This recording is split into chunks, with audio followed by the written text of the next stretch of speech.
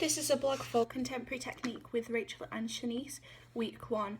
So my target for this session was to pick up new materials for our assessment routines that we perform in 4 weeks' time. Okay, so today was a bit of a daunting lesson as we'd be getting thrown in the deep end and learning our new routines for our assessment in 4 weeks' time. So everyone had to be on their A game today and take as much information in as possible. So that we could process all the routines that we'd be needing to learn. So in Shanice's lesson, we learnt this exercise that is a rebound exercise and contraction exercise. So you're stood in parallel with your arms in the low bar, and you're literally just bouncing, a subtle bounce like that. So this for me was a weird exercise, as I've never done any exercise like that before. One that's that subtle as well. So I found this quite challenging at first because I didn't know if I was putting too much into the bounce or I was putting too little into the bounce. So it was a weird one to get my head around. Shanice gave a visual of imagining that there's a beach ball in front of you and you're just trying to rebound off of that. This helped a little bit as it gave me an idea of the effect that she wanted from the routine. So during this, your legs don't move and the contraction comes from your stomach and the top part of your spine. Your arms shouldn't be moving at all, and the rest of your body shouldn't be moving. And then during the piece we'd turn and then do it to the side. When doing it to the side, you need to be careful not to overcross or to turn your knees in, as this is going out of your alignment, and this isn't the correct technique that Shanice wants from the piece. So one that we learned in Rach's was where we will lay on the floor, and it's different because Rach is teaching us release and Shanice is teaching us Cunningham. So release is different as it's less set than Cunningham. So the way we did this, where we were on our backs and our arms were out, and our hand had to lead us. And the way it worked was you had to put your hand as far as you could before moving the rest of your body. So your hand was leading the actual movement, and I struggled with this at first as I couldn't relax into it, because I do struggle with release because I like things being set and things like that. But it was a really nice routine, and then when you add the breath in on the top, which Rach wants, it makes it easier to do. So I started to do this and close my eyes during the exercise, and this helped me to improve a little bit as I wasn't worried about what anyone else was doing. I was just focusing on myself.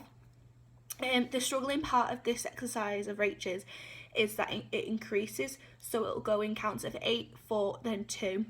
And for the last one, the 2 counts especially, it's extremely difficult as you're trying to clarify the whole movement but not rushing it, but you need to be in time with it still.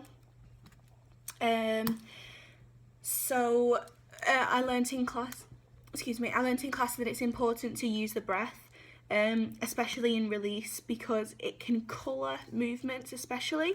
And this is good because it can bring new lights to movement, it can bring different dynamics to it, and it's also important to breathe throughout your exercises so that you're not rushing, because I find when I do exercises I hold my breath, so then this makes me want to speed up the actual exercise.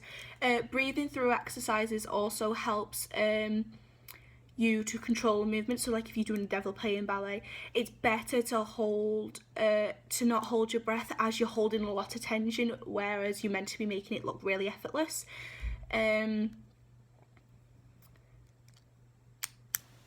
How am I developing technically? I am trying to be a more versatile dancer, so I'm going in one lesson and going into the next, but I'm trying to be more versatile in the sense that I can jump from one technique to the other.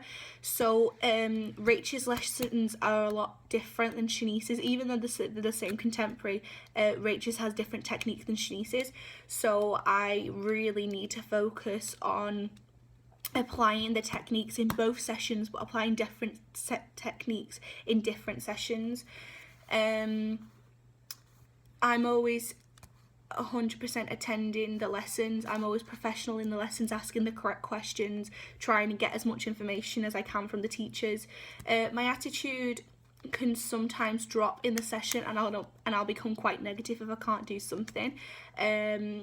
My group work is good. I work well in a team as well as independently. My focus is good, and I do try to commit 100% to the exercises, although sometimes I do get a little bit lazy and take it easy. And the teachers especially pick up on this, and can tell when I'm being lazy.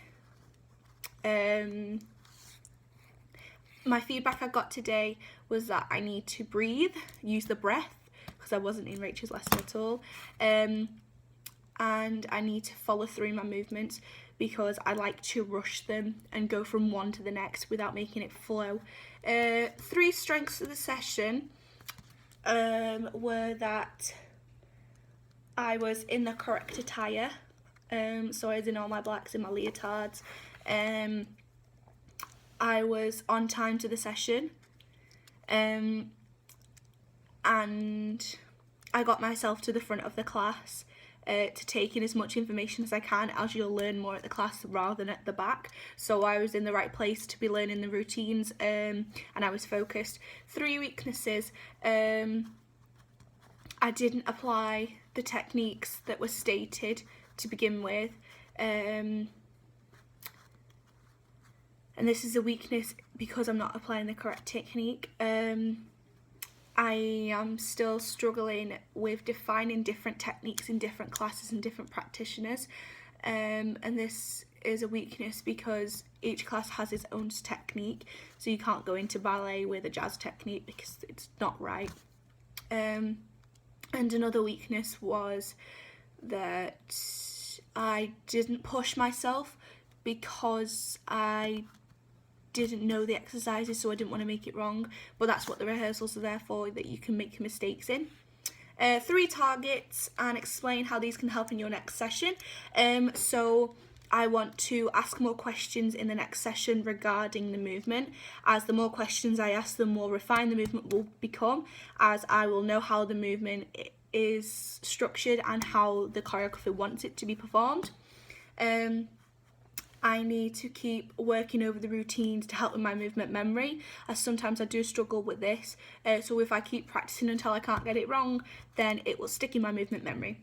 I need to apply the correct techniques to each session. This is important, as this will help me become a more versatile dancer. And that concludes this blog.